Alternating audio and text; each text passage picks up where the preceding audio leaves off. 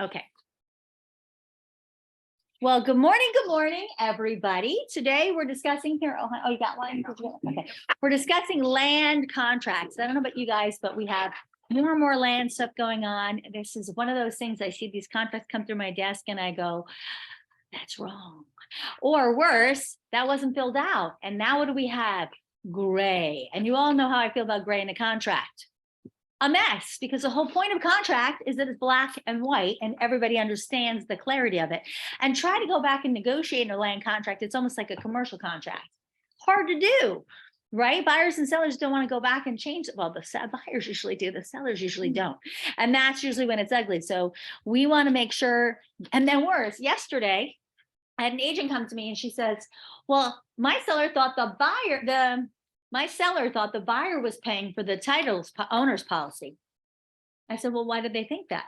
Because they were doing some reading, horrible, and they said that it looked like that the buyer was supposed to pay. I said, well, were they doing reading in the contract? Let's look at it, because in the contract, it clearly states the seller was going to pay for it. But they're like, oh, I missed that. It is very different from a regular residential contract. And so we need to make sure we understand where things are, what they all mean. So we're just going to dive in. So let's share our screen. All right. And anybody who has questions, please just jump on in, because this class is really for you. I want to make sure everybody understands everything about a contract, because I'm seeing a lot of errors on land contracts, especially.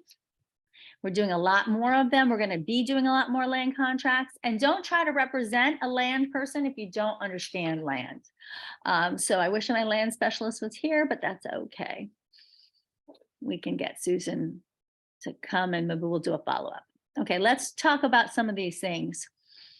The buyer and seller, obviously we know how to get that information, but it's really important here to make this assignable, because land is typically one of those things that will be held by either an LLC or some form of trust. So make sure that if you don't know who it is, do put in there and or assigns. That's always a safe way, okay? Because we want to make sure that this gets deeded in the proper way. Also, let's talk a little bit about what kind of land we can sell.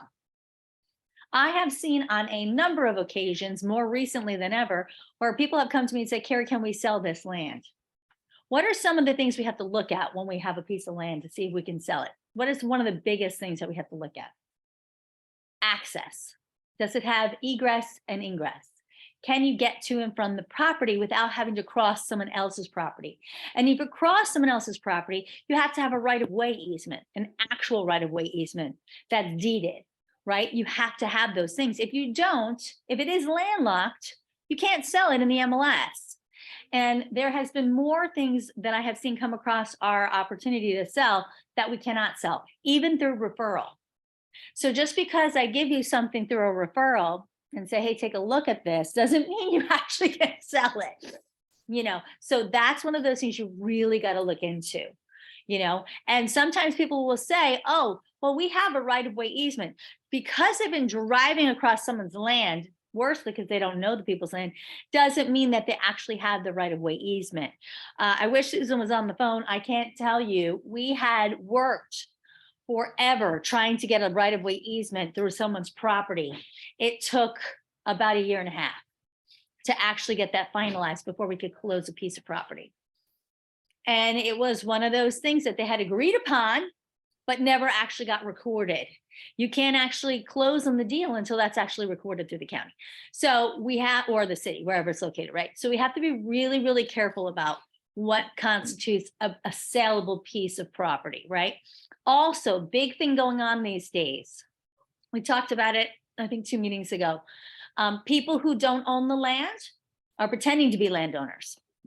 And they're calling in saying, this is my land, I want you to sell it. Mostly for land more than homes, right? And you don't see them. They're pretending to be the person who owns the land, and they're actually selling land out from underneath people. You've got to be so careful. I would suggest utilizing a really good title company that has an attorney. Now, what is the difference, and we're going to get to that part here, between an abstract of title and title insurance? Because this is important in a land contract. Does anybody know the difference? Okay, no one wants to play? Ohana, what do you think? Well, I think the title insurance is obviously on the title of the whole warrant, what you're picking warranty deed or statutory deed on the whole entire thing, and then the abstract title is just on the piece of paper title. Nice guess. Actually, no. It's actually the process that they look at the ownership. So what happens is a title company doesn't really do a full study of the whole deed. What they do is they say, we look at it, they look at what's been recorded, right? And they say, this is pretty good, but we are going to purchase for you a title insurance policy. It's an insurance policy that says we guarantee this title based upon the type of deed you have. So the type of deed you have, and we're going to look at those types of deeds, and they're down here. I have a question on that here. Yes. Because I had a few deals like that Mhm. where the title said we can't provide insurance on this because of the international buyer or seller is trying to, do exactly what you said. And then so what happens if everything goes through, you're working with a title company that the seller chose, Okay. and everything goes through and it's not, it ended up afterwards, someone's coming in, hey, you sold the lot from underneath me. Who's problem with that? Who's liable? Yeah. Good question. Thank God for errors and omissions. I mean, the reality is the liability really will fall more on title because they're the ones who should be confirming. But at the end of the day, you really don't want to have any party to that. So you need also to do your due diligence in making sure that you're doing as much discovery as you can. And you are verifying as much information as you can as well and getting it to the title company, right? But you are not going to be the person held liable for that. It's the person who titled it. Thank God. But we definitely want to be careful with that.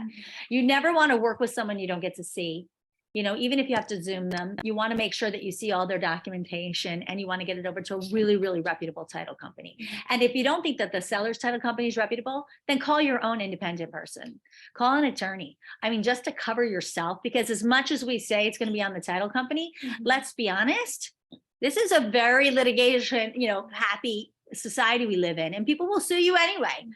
And that the people who lost their land is going to look to sue everybody. So I'm going to say I would look to cover yourself in any way possible. So that's a very good question. Guys, by the way, this is Chad. He joins us from One Sotheby's. How are you guys? There he is. Hello. So if anybody's looking to do any business in, We cover from West Palm Beach down to Homestead. We have a team of 14 agents, and we're based out of the Fort Lauderdale office. So I'm not sure where to look at a camera here, people here. a little bit of everywhere, Chad, you're good. We got a team, we're the Chad Bishop Group, and we cover from West Palm through Homestead, everything. We don't limit ourselves to a price range or luxury. Everything is luxury. Luxury is a way you handle people, not a price point. So we've got everything right now under contract from 95,000 rentals up to 11 million. So if we can help you waterfront, school districts, families, relocations, please, I'll leave my information here. Help you guys out however I can. Thank you. All right, back to land. But that's a really good question, is liability. And let's we're going to continue a little bit more, but let's just basically go over a little bit, and I'm going to go more into the deed. But the basic idea between an abstract and title insurance is the title insurance says if anybody comes to try to claim this, we're going to have an insurance policy to cover you. The abstract of title is only done by an attorney, okay, not a title company. And the abstract studies who has owned this land from the beginning of time. They go from whoever owned it, not the Indians, but whoever they can find, from the first time it was recorded all the way through to today. And so that's how they're guaranteeing the title, because they have studied the change of ownership through the time of who has owned it. Flavia, our very own attorney in the room, would you agree with my description? Thank you. Okay, excellent. All right. So legal description. Now, here's a very important thing. We all know how to find a legal description, but I've been asked this several times. We have oftentimes a seller who may have multiple parcels of land. Do I need multiple land contracts? No.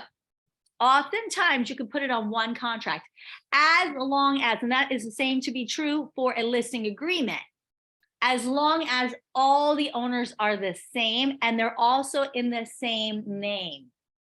Aha, because if one piece of property is owned by one LLC and another piece of property is owned by another LLC, you cannot put that on the same contract, right? Because now you have different owners. That would actually have to go on different contracts. But if it's all the same, ABC land ownership, then you could put that all on one. And if they don't all, because land descriptions can oftentimes be very long, you could say, see additional addenda attached, incorporated into the contract, and then have your very, very long land descriptions attached so that it could encompass multiple land parcels. Everybody good on that? But each land parcel would have to be the same in terms of, like, you wouldn't want one to have some kind of domicile on it, another one to have a barn on it, another one, right? That would make it much more complicated. You'd want it all to be vacant. So it doesn't matter the section, township, range. Nope, because all that would be called out Okay. in the description, but it all has to be truly vacant land. But if you're trying to sell with it certain things on it, I would say don't complicate the matters, do separate contracts. Does that make sense? But same thing true for a listing agreement. Someone's taking one right now with 20 parcels of land, but it's truly 20 parcels of vacant land, and it's all going on one listing agreement. The last thing you want is the poor seller to have to write 20 different listing agreements. I mean, that's going to be a nightmare. And it's all owned by the same person. Now, let's say it was a family and she owned one parcel with one granddaughter, one parcel with a grandson. You cannot put that on one listing agreement. Sadly, you would actually have to then put that in different agreements. Everybody good on that? So it's really based on who the owners are and if there is any type of improvement on that land, right? Everybody good? Okay, so yeah, the section, the township, the ring, this would all be then included per description on the addenda. Yep. Okay, the purchase price, we all know how that goes. There are some times when you see it where they base it on, these contracts don't have it, which I'm really great. These are very simplistic, but they have other ones that are made by CRISP. Stay away from them. They base it on acres. Those are really confusing. Just, this is very simple. This is the price, okay? But if you see those contracts in there, run, don't use them. Those are the CRISP contracts, okay? So if you start saying this is the price, or it's based on land acreage, or it's based on, no, it's a CRISP contract you're looking at, and run, okay? Obviously, we know how to put the escrow agent's information down. Now, here's the question. What escrow information are we putting down? Who is choosing the escrow agent? It is just like in a residential contract. Who selects it? Well, it's negotiable, right? I always like to say the person who holds the money holds the power, guys. Let's be honest, right? Let me put this up here just in case somebody's trying to get in. So if you are the seller, if it's my point of view, I want to hold the money. But if I'm holding the money, then who's going to be paying for the owner's policy? Me, because I'm choosing, I'm holding the money, so I'm paying for that right? Does that make sense? Now, does that mean Ohana, she's going to put in the offer, can she say, I want to have my own escrow money in my own company, but I want you to pay for the owner's policy. Can she negotiate for that? Mm-hmm. She absolutely can. And if I'm not being careful looking at this contract, which has happened on a number of occasions where my agents are like, well, that can't happen. Well, it did happen because you missed it on the contract. She can put down her title company or her attorney. Mm-hmm. So also, escrow company is very different than title company. Absolutely. So we're working on, we have an investor who will only put his money in his escrow company, but let the seller pick and pay for title. And you know what? I don't feel good about that either, because my whole point is whoever holds the money holds the power. But yeah, so our investor puts all his money with his attorney, and he insists that the seller picks and pays for title. And that's how we've been doing it. And that's what he negotiates. Yeah. He says, you get to use your title company to close it, or your attorney, whoever you choose. So you're paying for the owner policy, but he's negotiating that. So you see, then he could have written whatever he wrote here. And then you, if you're quickly looking at this, are assuming that that means he's paying. But if you are not watching this part that we're going to get to very carefully, you're very easily going to miss that. And then your seller's like, why am I paying for that? And now you have to explain that you missed it. And sadly, this is where it falls on us, because as much as we're not attorneys, and it does say if they don't understand this, they're supposed to read their contracts and supposed to seek legal advice, guess what? We get blamed.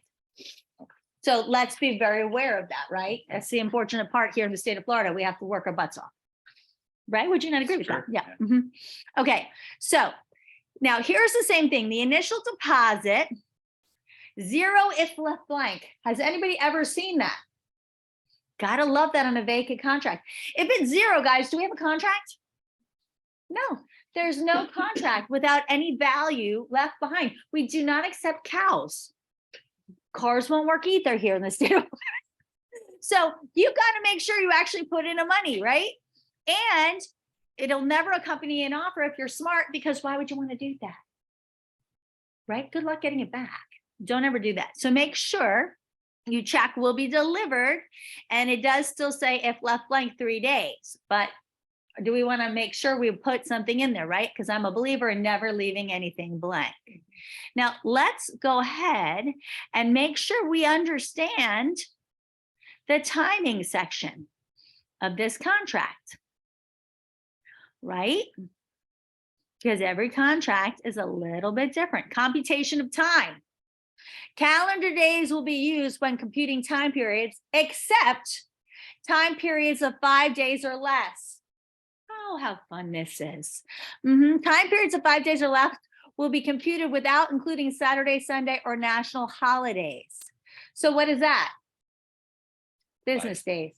Your 5-day inspections now 7 or 8. Right? Isn't that? So other than time for acceptance and effective date as set forth in paragraph 3, any time periods provided for or dates specified in the contract, whether pre-printed, handwritten, typewritten, added in, that end or occur on Saturday, Sunday, or national holiday, obviously extend until 5 p.m. So this contract also has the 5 p.m. rule, which they took out of the residential contract. And it's where the property is located. So if the property is in Pensacola, which is still in the state of Florida, it's a different time zone than we are here. Got to keep that in mind too, right? So, and it moves to the next business day, but 5 p.m. time is always of the essence. So this is a completely different time computation than our residential contracts, isn't it? So it's not all calendar days, because if it's 5 days or less, you can't count the weekends or national holidays. So if it was on a Friday, you can't count Saturday, Sunday. So now it's Monday, Tuesday, Wednesday, Thursday, Friday, right? So if you didn't stop to read this, your dates would be wrong. And it'd be okay if you're on the buy side, because you'd be ahead.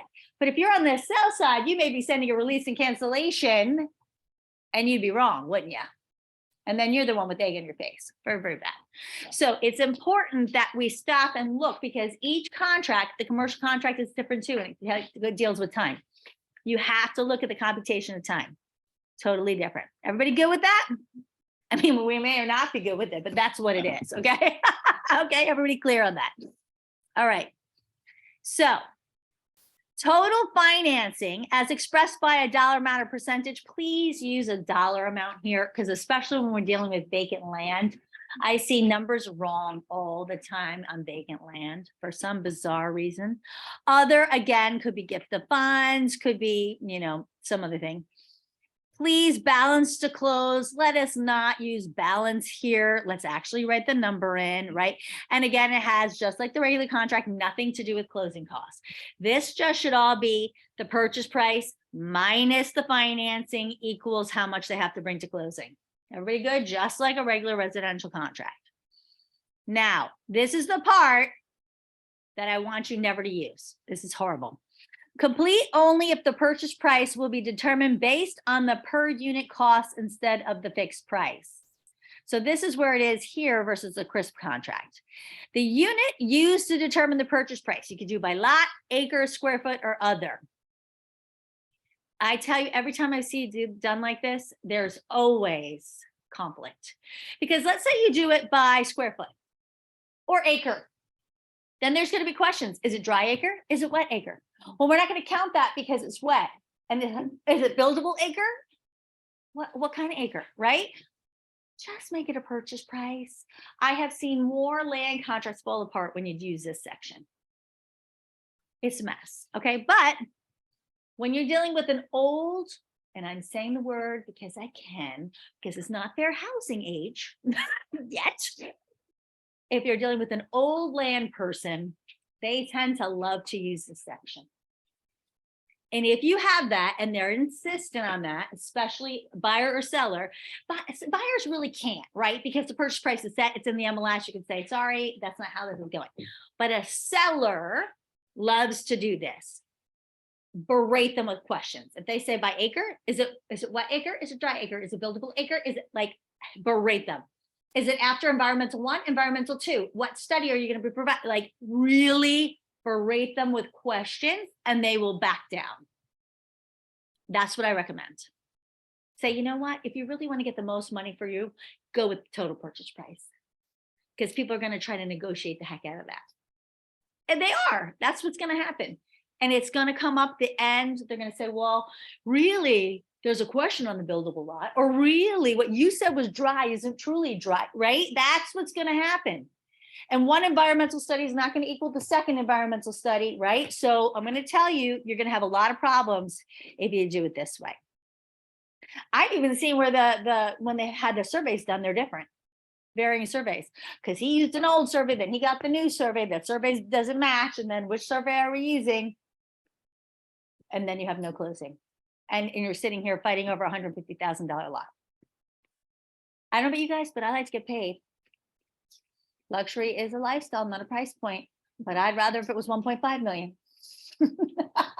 Just saying, right? If you did a purchase price, you wouldn't have had that problem. So here it says the purchase price will be blank per unit based on the calculation of total area of the property as certified to seller and buyer by a Florida licensed surveyor. But is that the old one? Is it a new one? Do they each hire their own? This is where you're going to have it. The following rights of way and other areas will be excluded from calculation. Who? The baby's. Oh, we got the baby. All right. I'm like, who's on the way to the hospital? I'm thinking Susan. Okay, Andrea. Andrea's having the baby. Woo! All right, exciting. It's crowded at the hospital. Oh, Susan's husband. Susan's husband, now Andrea having the baby. Brother had a baby yesterday. Oh, wow. See, we got lots of people having babies. All right. That's very exciting. Congratulations. All right. So, My brother. It'd be really bad if my wife had one and I'm here. yeah, I don't think she would appreciate you being here. Sorry, babe. Sorry. Yeah. Had to go. Had to go. It's about the collaboration of Sotheby's, you know. We'll collaborate on the baby later. She doesn't want to see me anyways. Yeah, I don't think that'd be good. Okay, so we all clear with that. Let's all try to avoid F at all costs. It's just, it complicates everything, but we all understand what it is, right? A mess. I'm sorry, did I say that? Time for, do you use that one? The F, it's horrible. I don't. and Good. We Avoid it. almost got stuck once because we were selling 5 acres and they wanted to do it on a per unit basis. It's horrible. And per the diameters and everything, we could build 75 units there, but the city only let them build 65. So they wanted to reduce the price to the per unit price rather than the purchase price. See, there you go. Yet again, another reason you don't use that. Yep, just do the purchase price. And that's the other thing, because the city or the county or the building ordinance can totally change because maybe the density allowable is not given. They needed an extra 3 feet for each driveway, There you go. which cut the buildable acreage. There you go. That's exactly these things that happen all the time. All right, time for acceptance. Okay, effective date. Unless, this is interesting now because we don't have this effective date, unless this offer is signed by seller and buyer, an executed copy delivered to all parties on or before blank, this offer will be withdrawn and buyer's deposit, if any, will be returned. The time for acceptance of any counteroffer will be 3 days after the date the counteroffer is delivered. That is the same as the residential. And the effective date of this contract, this is what we don't have, is the date on which the last one of the seller or buyer has signed and initialed and delivered this offer and the final offer or counter offer. So it's actually spelling out what the effective date means. Interesting. because I figure a vacant land person has no idea what that means. It's very interesting. But that is what the effective date is. They don't, but again, does it have a place for you to write what the effective date is? No, because the effective date happens after the fact, right? That's why there's no place for the effective date on the contract, because they sign it and then it's delivered. It could be delivered the next day. It could be delivered the next week. So the effective date always happens after, which is why there's no place to put it on the contract. It would then be an after the fact addition to the contract. It would be like an addenda, right? Does that make sense? That's why there's no line for effective date. People are like, well, it's just a line of the contract for effective date. And I always say, please show me that line, because there is no line on the contract for effective date on any contract. Everybody good on that? Okay. Closing date. The transaction will close on, notice again, just like every other contract, it does not say on or before. And again, we never write on or before, because you do not have a contract if you do not have a clear, concise closing date. And if you don't believe me, call the legal hotline, because that's really fun to watch them tell you how bad that is. Because without an actual effective closing date, there's no contract. Okay, so simply on whatever date. And always land especially, please put your date out farther, because as soon as you think that thing's going to close, it's not. We all know. Ohana's like, dear God, yeah, I know that's true. You can always move it up, but trying to push that thing out is a mess. Unless specifically extended by the provisions of this contract, the closing date will prevail. All other time periods, including but not limited to the financing, due diligence periods. However, if the closing date occurs on a Saturday, Sunday, or national holiday, it will extend to what? 5 p.m. the next business day.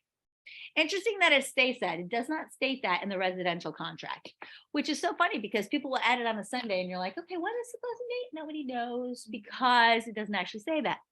So here they've covered that. If you actually put it on a Sunday, it tells you it will move to Monday by 5 p.m. So it covers your mistake if you didn't actually take into account that or a holiday. And it also says, in the event insurance underwriting is suspended. Interesting that they've added that, right? The closing date and the buyer's unable to obtain property insurance. The buyer may postpone closing for up to 5 days after insurance underwriting suspension is lifted. So what are they talking about there typically? It's really force majeure, right? Because if a hurricane's coming, you're not letting you bind insurance policies. And so therefore you cannot close. So they're actually calling that out, aren't they? Really You guys have the interesting. 7-day window up here. Yep, for force majeure. It's in our regular residential contract, but it's interesting that in the vacant land, they actually call it out here in the closing date section. And what happened in our regular residential contract, which was updated, do you use a regular FAR bar down there? Yeah, so they updated that, as you know, 1021. And that beefed up section is now covering everything, you know. I mean, any kind of insurrection, you know, probably the banking crisis now is covered, you know, everything. All covered. But if you look in here, they did not beef up the force majeure section. Let's see what they have. Force majeure right here is only seller or buyer will not be required to perform any obligation under this contract or be liable to each other for damages as long as the performance or non-performance is delayed, caused, or prevented by an act of God or force majeure. Act of God, force majeure is defined as hurricanes, earthquakes, floods, fire, unusual transportation delays, wars, insurrections. So they did add that. Any cause not reasonably within the control of the seller or buyer, which by the exercise of due diligence and non-performing party is unable in whole or part to prevent or overcome. But it does say very clearly all time periods, including the closing date. So all, that's inspection, that's due diligence. It will be extended for a period that the act of God or force majeure is in place. However, in the event that force majeure event continues beyond 30 days, then either party can terminate the contract, the buyer gets their money back, and they're both out of it. But notice it doesn't give you a time period of how long it will go on for. What happens in the residential contract is you have 7 days from which time the event is lifted. Here it doesn't give you a time period. It's really weird. I know. So it doesn't say, okay, which means that let's say your due diligence period is supposed to end. And because of force majeure, you can't have inspections done. Your environmentals can't happen.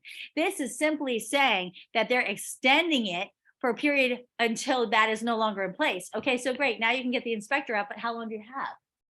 We don't know. It doesn't say. So in that instance, you would need an addenda to extend that extension period for the due diligence. You know how I tell you never write that addenda to address force majeure possibility in the residential because you can mess that up. Well, here you need it. The only one you don't need is for closing, because closing actually states it right here that you have 5 days. Interesting, right? Totally different. And this was updated also, by the way, in 1021, I think. Yeah, I think it was 1021 as well. Really interesting. I don't know why they did it that way, but they did. So here's the extension of closing date. They're saying if you check paragraph 6B, and that is for financing, and the closing funds are not available because of the CFPB requirements. So remember, that means that it's closing day and the lender never sent out that the closing disclosure for the buyer to review. Remember, they have 3 days. That's saying that they have the automatic extension for up to 10 days. So that is the same. Okay, it's the same thing for financing.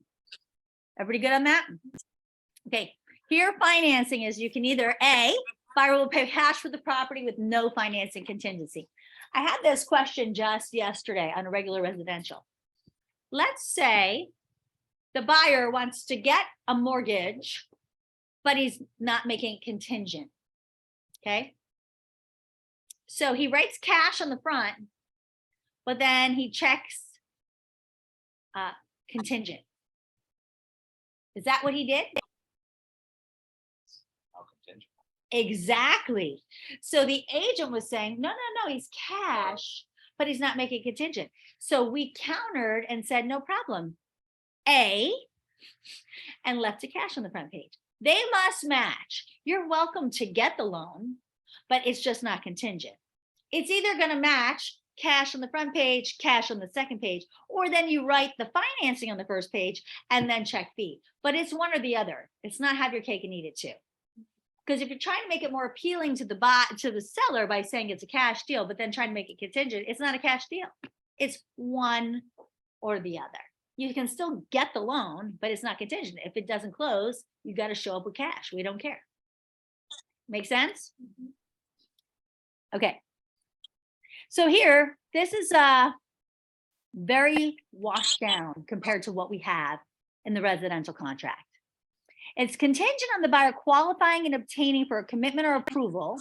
Interesting how they say commitment or approval. Anybody here disagree that those are completely different things? If I give you a commitment, I'm telling you, yeah, you look pretty good on paper. Sure, Ohana, you're qualified for 1.5. What, how much you make? Yeah, that sounds good. Not as good as the paper I wrote it on.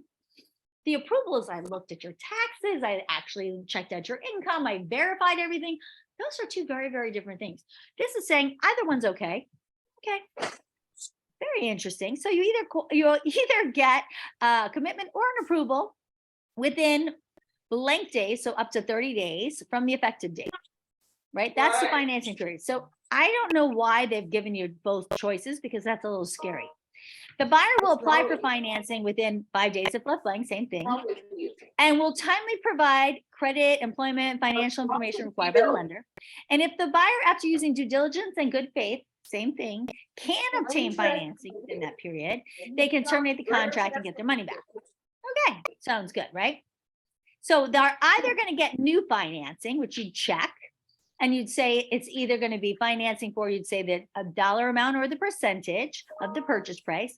They can either be a fixed rate, and this is where you would cap the percentage, an adjustable rate, same thing, or they may get both, right?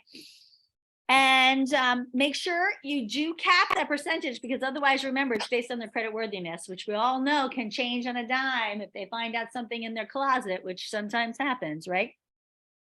Buyer will keep seller and broker fully informed in the status of their loan application and progress, and authorize the lender and mortgage broker to disclose all information. You notice what they're not talking about, though? The appraisal. Remember that. Do me a favor. added Can you take into all your the- shoes from over there and take them Then seller upstairs? financing. Hey, take all your shoes. Seller financing, buyer will execute either a first or a second. Now, if you're going to do seller financing, which I'm going to tell you is pretty common in land deals, I would have to say that it's pretty common. It could be a first or a second. We have addenda written by attorneys in our .loop file that comes from Florida Realtors, Florida Bar, that explain the first and the second. Don't do it yourself. Don't add any kind of amortization schedules unless you happen to be a licensed mortgage broker. Anybody in here a licensed mortgage broker? Didn't think so. I'm a licensed mortgage broker and I wouldn't add it. Okay. That's called way too much risk. All right. Don't do it. Use what they have. And then you're writing the amount and what the interest is going to be. And you can write how they're going to pay it if you want right here. It's going to be paid by this month, this amount for 5 years with a balloon payment. You can write that in here, but then you're going to use the addenda that goes along with the seller financing. Okay, everybody good with that?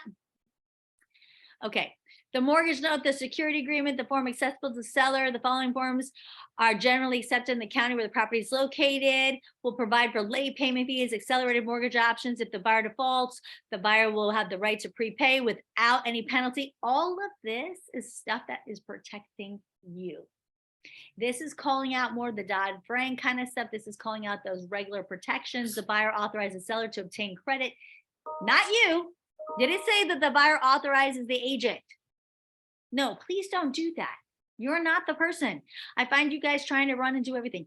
It's the seller can do that, but you're not going to be getting the credit and the employment. If the seller asks you to do that, you say, I am sorry, I'm not a licensed mortgage broker.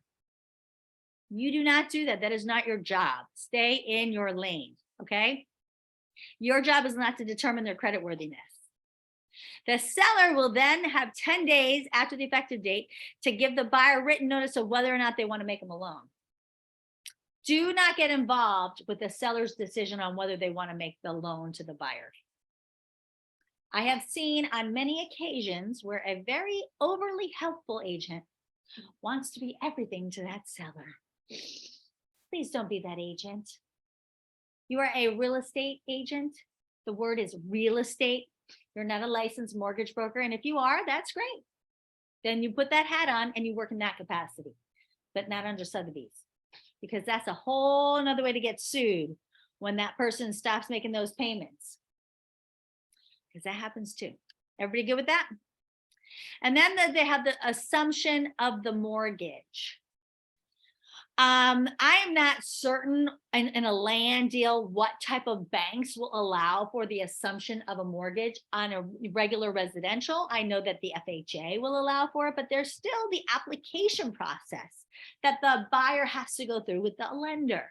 So you would have to ask the seller to speak to their bank or mortgage broker, whoever they have, right? Maybe it's Mr. Money, whoever it is, and ask them, A, do they allow for the assumption? And B, what's the process? You let them do that, okay? They have things called wraparound where they'll allow them to assume it, but then they pay extra money to the seller because let's say they're assuming at 3% and he's going to do it at 5% because the seller is going to make an extra 2%. You don't want to get involved in any of that, okay? That's all good, not for you. So all of this stuff here, I almost don't want you to even know about it, because this stuff is, you know, what's the principal, what's the interest, what's the taxes, the insurance. This is stuff that the seller needs to get with their mortgage lender, okay? Not for you. If it's going to escalate or not escalate upon assumption, you don't know. That should never be stuff, because you don't want the seller to say, can you call my bank? The bank should never talk to you. It's not your account, right? So I want you to stay away from that. Any variance in the mortgage will be adjusted in the balance due with no adjusted price. The buyer will purchase the seller's escrow account dollar for dollar. Do you want to know about that? No, that is something, again, who's in contract? Who's involved in the contract? Who's party to this contract? Buyer and seller. Are you party to this contract? This is exactly this particular line right here. I want you to remember, I am not party to the contract.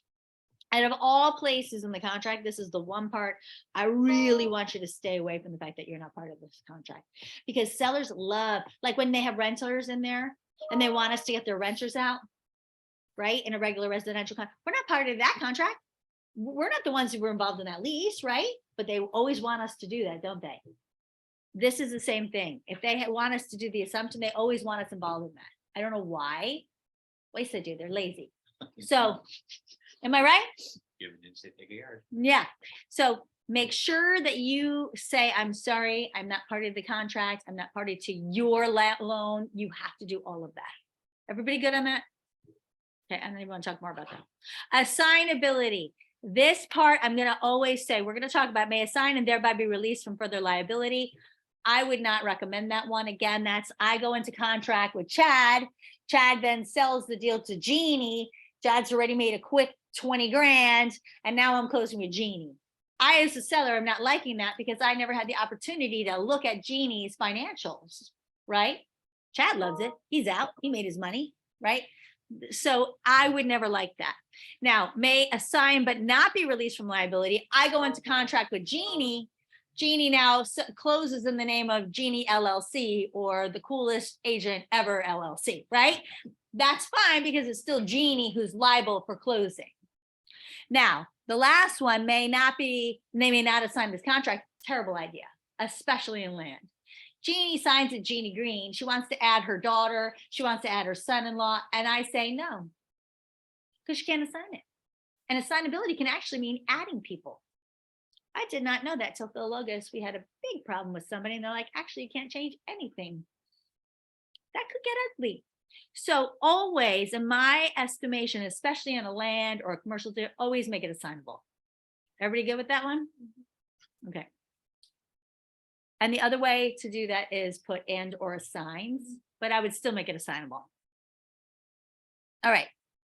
Title. Seller has legal capacity to convey marketable title to the property. So when they just are fake people, they shouldn't be able to sign that. But do they care? No, they're criminals. So I just want you to be aware that it does say that, but it doesn't actually mean anything. So there should be a little bit of cover of liability there for us, but really there's not. Because again, we're not even part of the contract, right? Okay, now let's talk about these different types of deeds. Statutory warranty, special warranty, other. You can't talk with Johanna because you know the answer. Which one of these is the best? The most coverage? Flavia, you can't talk either. Anybody know? I'm always supposed to. That's the part that Thank you for the truth. I love that, friend. every time I feel long, I get this question probably all the time. I mean, I can't tell you how many times this question, Carrie, what the heck? Which one am I supposed to answer here? Most people think it's the special one because it says special. It's statutory, which really sounds terrible, right? Because what do we think of? Not good things when we hear statutory, right? We don't think of anything good with statutory, but it means statutory warranty deed. Why they don't just write warranty deed there, I don't know, but that is the fullest and most complete deed. That means that we warranty and guarantee from the beginning of time that we know that nobody will challenge this deed. That is the most complete deed, okay? The special warranty deed, a good example of why you might have a special warranty deed. For example, let's say a builder purchased a large group of property and they had a mortgage on that, a blanket mortgage. And then they parceled out the lots. Those lots, when they parcel them out, oftentimes have special warranty deeds on them because they were parceled. You have another example, Flavia? You have a good reason that they would do a special warranty deed? There is limited to liability for that particular purchase. For the time frame of when they were holding it. Anything prior is not covered, so we do help. Right. So people could challenge part of the ownership. It's good, but it's not the best. And then other. If you ever see a quitclaim deed, run and hide. Does everybody know, like, let's say I'm in the Bahamas and I'm sitting next to Ohana at the bar and I say, hey, Ohana, I have the best beachfront property on Lido Key, and I'll sell it to you for 150. You want it? She's like, well, yeah. So I write her a quick claim deed and she has it.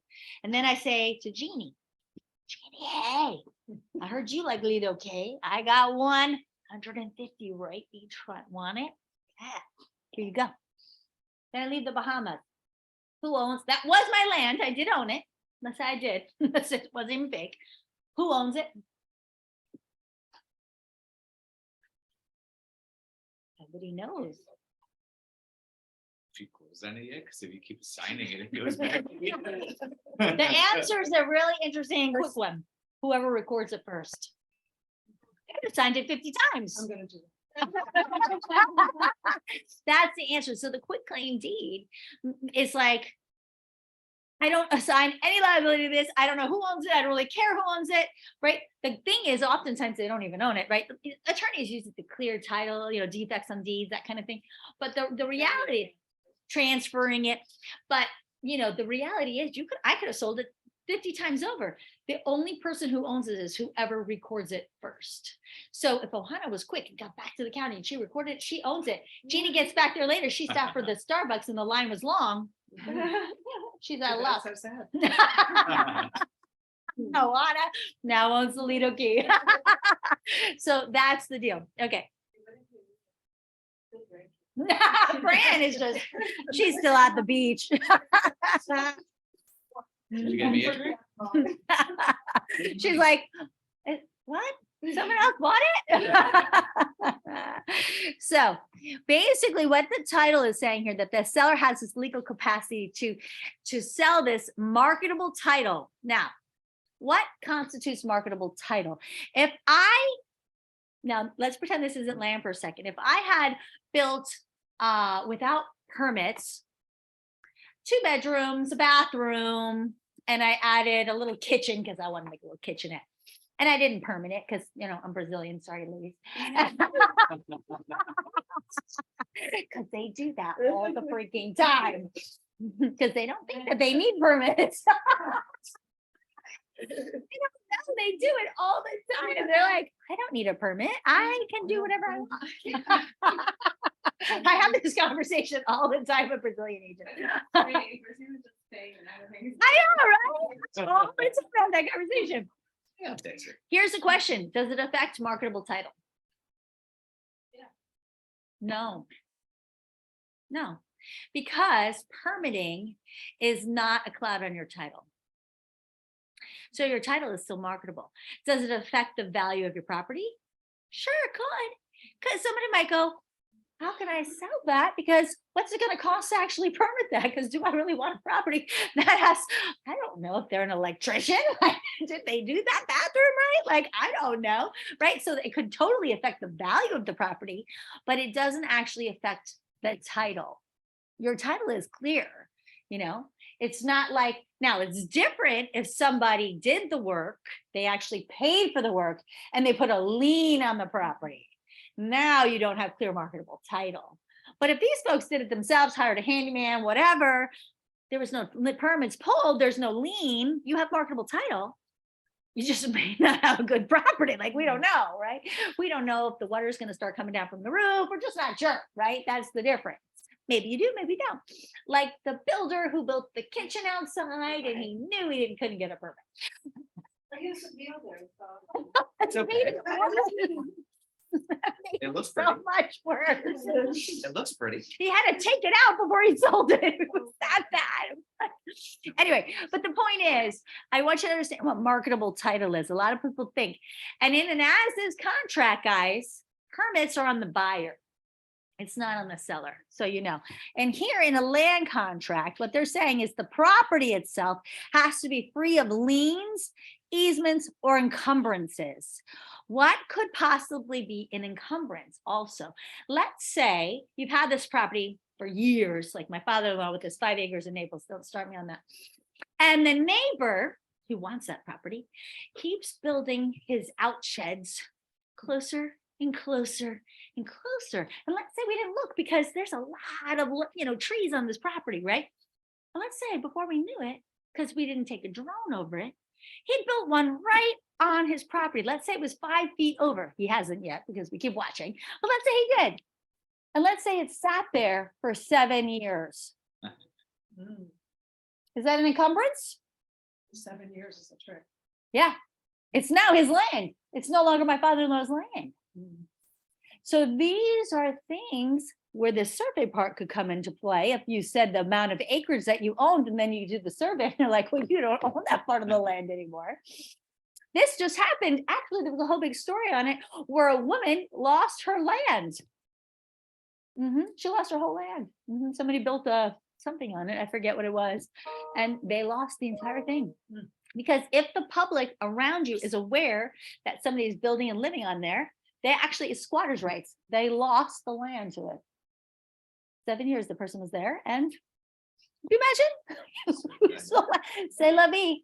There it went. In Fort Lauderdale, the Isles, 100 feet on the water, a family owned it from Connecticut. And there was a guy that kept fixing the dock. Kept fixing the dock so he could fish off the dock. And apparently he did it for more than 10 years. They went to sell it and he claimed squatters' rights. There he goes. And now he owns a dock. $7 million piece of land that he owned. Isn't that Because the crazy? kids just forgot about the property. And he maintained the grass, cutting it, and the dock. Considered it his. Yep. I was a little upset that I didn't think of it. I could have owned that beautiful piece of property. Yeah. Next time you gotta be a little more smart about that. Yeah. So these are the type of encumbrances that you got to think about with land, right? Okay. So just so you know, also you have to think about that. They have to be subject to property taxes for the year of closing, covenants, restrictions. Also, people don't realize about public utility easements, existing zoning and governmental regulations. There's a lot of things. There was a piece of property that actually was taken by a public domain, and the person didn't even know. And they were trying to sell the land, but it wasn't even theirs anymore because it was taken by a public domain for a school or something. Yeah, they were out of state by, they had owned it for years, and then they were trying to sell it. And then they went to go, they had buyers, and they're like, but wait a minute, we don't even own this. It's public domain. Yeah.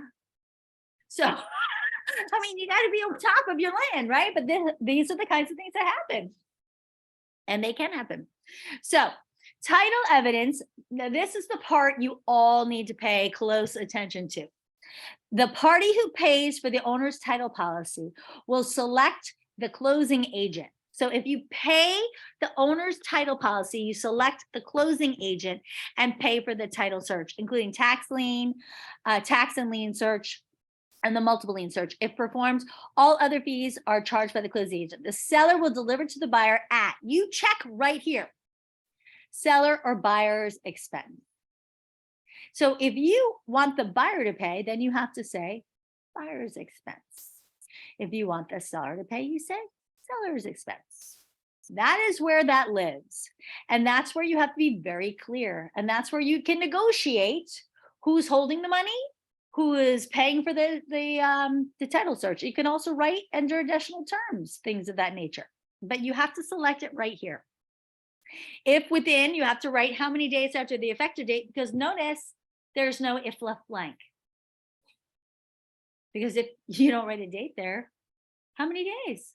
Well, I don't know. Question, gray, bad.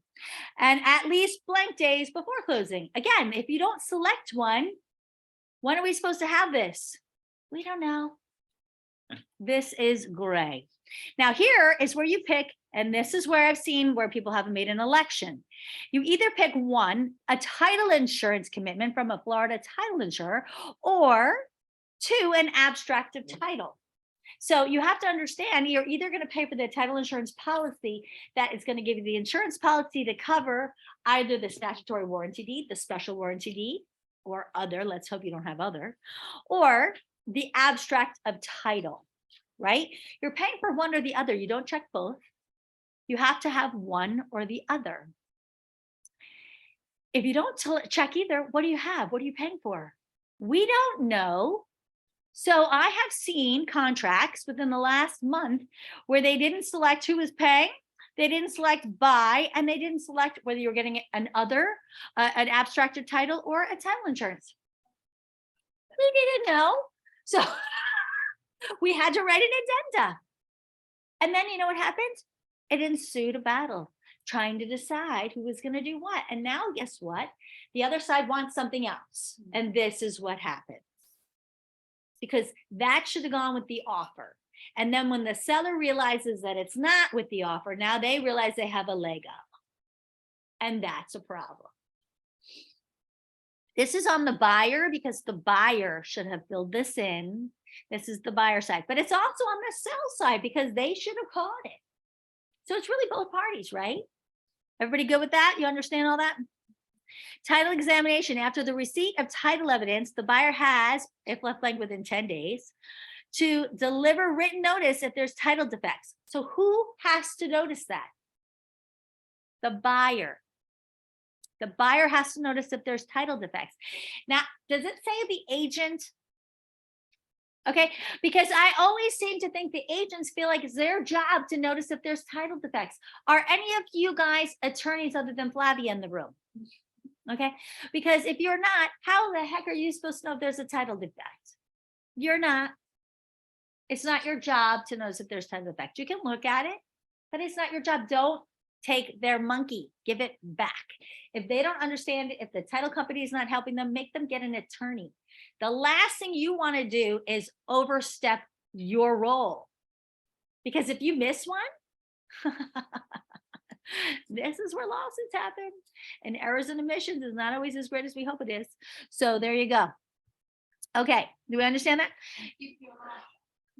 Yeah, say, you know what, unfortunately, I'm not a title company. I'm not an attorney. You might want to seek legal, assistance here. If you don't know, right? Usually the title company does a really good job of going over it, but still don't make it your job. Everybody good on that? Okay. Title, then it says here, then the title will be deemed acceptable if the buyer fails to deliver the proper notice. So also another thing that we have seen happen, sometimes the title company sends it to you, not to the buyer, and you never pass it on. They only have 10 days. So if they miss their window, then they've accepted the title. Now that's on you. So you have to make sure that the information gets to the buyer, but it's not your job to review it all and give them legal advice. You can look at it, but are you supposed to give legal advice? Because that's a 3rd-degree felony. I'm just, saying, legal advice is 3rd-degree felony. So, okay. But your job is to make sure they get the information. Within 10 days is all they have. So if they haven't gotten it, you have to say to the title company, hello, they only have 10 days to look at this, right? So you got to make sure that they're getting it, right? If the buyer fails to deliver proper notice of defects, the buyer delivers then they are accepting it. If the buyer delivers proper written notice to the seller to cure the defect, the seller has 30 days to cure it. Okay, there's time frames here. So you've got to let the seller know if they found anything, they had to give proper notice to the seller. So you can help with that. And then the seller has 30 days to cure that. So your job is to be the keeper of time, to help them with that, but not to be the one to say, well, I think this is a title defect. No, that is not your job. Okay, everybody good on that? If the defects are cured within the cure period, the closing happens 10 days after the receipt of the cure. The seller can elect not to cure the defect, though, if they believe they can't do so in that time period. And if they're not cured, the buyer has 10 days after that notice that they can terminate and get their money back. Sometimes that happens. The title defects are too large, cost too much money. Maybe they can't deal with the neighbor. It's a problem with the neighbor, which is usually what happens. Oh my God, or something within the family.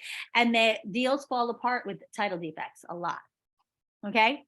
Now the survey, the buyer may, at buyer's expense, have the property surveyed, and they can give written notice to the seller within 5 days after receiving that, but no later than 5 days before the closing if there's any encroachments. Encroachments are what we're talking about, right? Encroachments by the properties, improvements on other lands, or deed restrictions or zoning violations. So any such encroachment or violation may be treated in the same manner as the defect. So they have the same thing. They have 30 days to cure that. So this is a really important thing that they do. Egress and ingress, the seller warrants that the property presently has egress and ingress. You have to ask that to the seller if you're on a listing, and you have to ask that to the buyer's agent, the seller's agent. You want to make sure that they have egress and ingress, because oftentimes you can't see it. Entry. They can get in and out without having to cross someone else's property. Oh yeah, we cross the neighbor's property all the time. Do you have legal right to cross that? That's the important thing. It has to be deeded right to cross that property. That happens. Yeah, all the time. All the time. You know, I can't believe we're at 11 o'clock and we have not even finished. I think we're going to have to move this on to day 2. What do you guys agree? Yeah, it's very interesting. Yeah, because I have also rezoning contingency, addenda to vacant land, and land disclosures, which we haven't even gone through. Fascinating. It's good, right? It is good. It's Yeah. very different. And we haven't even hit the due diligence period, which is actually where I needed Susan, because that is where all the interesting stuff lives under the land. Like, I can't wait to tell you about the Lennar community with the bombs. Oh, Yeah, it's You really know- good stuff. Does anybody know Coral Ridge in Fort Lauderdale area? No, do So tell. Coral Ridge was built on an island of tires. Oh, So the soil on some of the land there is really, really dirty. ooh, And it'll be, so certain streets are all tire instead of soil. So it's decomposing and you can't build as far down in the tire islands as you can in the soil islands. interesting. oh my gosh. Oh, no, it's all built, it's all good, but they're all little 12 to 1400 square foot houses. And people want to build 7,000 square foot McMansions. Oh, And and if they it's on can't. one of those islands or the soil is contaminated by the tire, they can't. Well, yeah, because the footer can't be deep enough. Right. It'll sink. So So that's it's- so that's what's coming up right now. Wow. What? It's Well, an they're just never- environmental, isn't it? How what? Environmental. It's huge environmental. Yeah. They can't build down It into will it. never change. The island will never change. They just never be able to go high. And instead of being like 14th Street, you can build $7 million houses. On 14th Court, you can only build $1.5 to $2 million houses. Wow. What's the island called? It's Coral Ridge. Well, I will leave you with this, and then next Monday or coming Monday, we'll do vacant land contracts part 2. But we're going to go Send me the into, link. I will, I'll send you the link. We'll be doing due diligence, and this is what we'll be talking about. But in due diligence, there's very important sections that you have to understand. There's environmental studies, environmental 1, phase 1, phase 2. And it's critical that a builder understands and they study what was underneath the land before they build on it. Just like you're talking about there, right? With the tires. And here in Orlando, for those of you who know that I was, of course, the regional director for Centerline, but my first sales job at Centerline was the condominiums at Baldwin Park. Now, Baldwin Park was a Navy facility before we started building there. And a lot of people were like, oh, I've never lived there. It's too dangerous. It was a Navy facility, which was so ridiculous because it was used for educational purposes. However, just off the road here, there was another usage for the Navy where they actually tested bombs. And Lennar Homes bought a large parcel of land there, clearly did not do their phases, and built an elementary school on top of it, and a community, and didn't test. And when they did, they found live bombs underneath the elementary school, as well as the community. About 12 homes closed. Those homeowners could not sell. They had to, of course, evacuate the elementary school, but they had to blow up the live bombs underground. Yeah. And those poor homeowners, how did they get their money back? The recovery fund? Are you kidding me? So that was a mess. Yeah. Lennar Homes, national builder, look them up. They were sued. The importance of doing your environmental study. So I leave you with that. We'll have some more fun talking about what you can find How'd underground. they find out about the live bombs? Well, we'll talk more about that next week. Right? The cliffhanger. Thank you. Dun, dun, dun. All right, guys, I'm going to stop the share. Thanks for coming. Thanks, I Carrie. will see you guys next week. Thanks, Carrie. Bye-bye.